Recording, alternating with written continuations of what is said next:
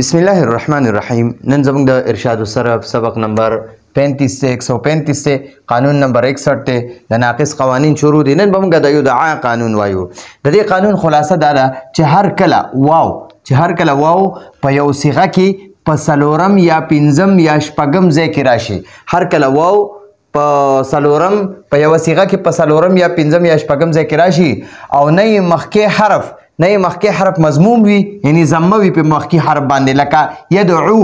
دا وګورئ دا واو په څلورم ځای راغی او مخکې حرف باندې ته پیش دی، خو دلته کې شرط دا دی چې دې کې به په مخکې حرف باندې پیش نه وي او نه یې مخکې حرف واو ماده زایده وي، لکه یدعوون. دا واو په څلورم ځای راغلی دی خو مخکې حرف ته واو ماده دی. واو ماده څه ته وایي چې واو ساکن وي مخکې ته پیش وي، هغه ته واو ماده وایي. نو ګورئ دلته کې د اخري واو په څلورم ځای راغلی دی او دنه مخکې واو ماده دی. نو په دې کې شرط دا دی چې نه به مخکې حرف ضمه وي پیش وي په مخکې حرف او نه به مخکې حرف واو ساکن وي،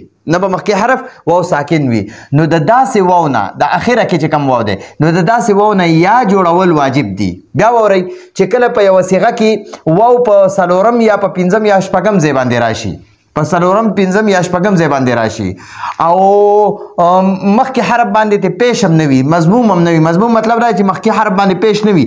دلته واو راغلی دی په څلورم ځای خو مخکې حرف باندې پیش دی، وګورئ پیش دی او په دې کې شرط دا دی چې مخکې حرف باندې به پیش نه وي او نه یې مخکې حرف واو ماده زایده وي، لکه دا واو دلته کې په څلورم ځای راغلی او مخکې حرف ته واو ماده زایده دی. واو ماده زایده مطلب دا دی چې مخکې ته واو ساکن دی. مطلب د دې دا دی چې کله واو په څلورم ځای راشي او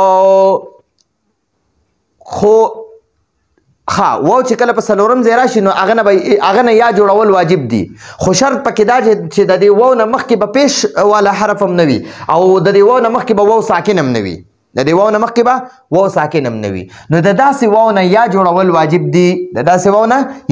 واجب دي. خو شرط پکې دا دی چې داسې واو به د ثلاثي مجرد د ماضي معلوم په اوله صيغه کې په دریم ځای کې موجوده وي، لکه دعوا کې وګورئ دعوا کې دا واو په دریم ځای کې دی او د دې مضارع راځي یدعو. دعوا کې یدعو یا یدعو.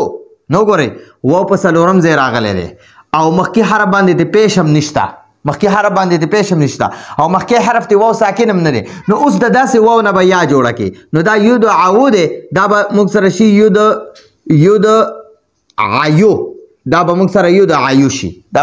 شي یدعیو بشي. ټیک شوه؟ او یدعا په اصل کې یدعو دی. وګورئ یدعو دی، واو په څلورم ځای راغلی دی او مخکې حرف باندې ته پیش هم نشته او مخکې حرف ته واو ساکن هم نه دی. نو دا دوه خبرې به پکې نه وي. چې دا دوه خبرې پکې نه وي نو بیا مخکې حرف د واو مخالف دی، یعنی په دې دا واو مخکې حرف باندې پیش غواړي خو دلته په مخکې حرف باندې زبر دی. نو اوس د دې قانون د وجې نه مو د واو نه یا جوړه کړه، د دغه یدعوونه یدعیو شو، لکه یدعیو شو. نو اوس مو د قال باع قانون د وجې نه د یا نه الف جوړ کړو، چې مطلب دا دی چې واو یا متحرک وي او مخکې حرف باندې زبر وي. د قال باع قانون څه شی دی چې واو یا متحرک وي، حرکت والا وي، زبر زیر پیش والا وي او مخکې حرف باندې زبر وي، نو د دغه واو یا نه الف جوړول واجب دي. نو ټیک شو؟ نو اوس نو د دغه یا نه مو الف جوړ کړو نو یدعا شو، یدعا. ټیک شو؟ او چې واو په پنځم ځای کې راشي د هغې مثال تعالیتو چې دی که نه تعالیتو په اصل کې تعالوتو و، دا واو په څلورم ځای کې راغلی دی او مخکې حرف باندې د زبر دی. نو اوس د دې واو نه یا جوړول واجب دي، نو دا به د تعالو نه به موږ سره تعالی شي. ټیک شو؟ او چې واو په شپږم ځای کې راشي نو د هغې مثال لکه استعلیتو په اصل کې استعلوتو، دا لوتو وګورئ واو په شپږم ځای راغلی دی، نو د دې واو نه مونږ یا جوړه کړه، یا. ټیک شو؟ دا وګورئ دا یا ساکن تی جوړه شو، دا یا دا په شپږم ځای کې د واو نه جوړه شوې ده، د واو نه دا یا جوړه شوې ده. ښه دا یو یا. نو د استعلوتو نه مونږ سره استعلیتو شو، استعلیتو. ٹھیک شو جی دغه شانته وګورئ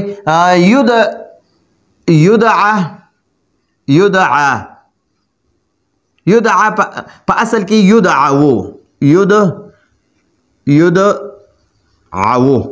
ٹھیک شو او تدعا چې دی کنه تدعا دا په اصل کې تدعو دی تدعو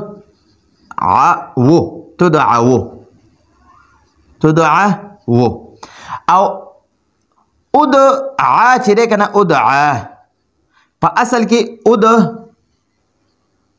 ادعو دی ادعو او ندعا په اصل کې ندعو دی ندعو نو ګورئ وو په څلورم ځای کې راغی او مخکې حرف د دې وو مخالف دی یعنی زبر دی نو د دې وو نه یا جوړول واجب دی نو اوس په موږ سره د یدعو نه یدعو شي یدعو د دې وو نه موږ دا یا جوړه کړه یدعو او د تدعو نه به موږ سره تدعو شي د دې وو نه به موږ یا جوړه کړو تدعو او د ادعو نه به موږ سره ادعو شي او د ندعو نه به موږ سره ندعو شي ٹھیک شو اوس د قال باع قانون د وجه نه د دې یا نه به الف جوړ شي نو دا به موږ سره یدعا شي یدعا او دا تدعو به موږ سره تدعا شي او ادعو به موږ سره ادعا شي ادعا او ندعو به را سره ندعا شي ندعا نو ګورئ دا موږ سره د یدعا قانون دی او بل ځایونو کې بعض کتابونو کې راځي د یدعا تدعا ادعا ندعا قانون خو دلته کې موږ صرف کتاب کې چې څنګه راکړی کوشش وکړو چې هغه شانتې په سر کې ولیکو د یدعا قانون نو دا زمونږ د نن ورځې قانونو راتلونکي درس پر اجازت غواړو هذا هو المرام والله اعلم بحقيقة الكلام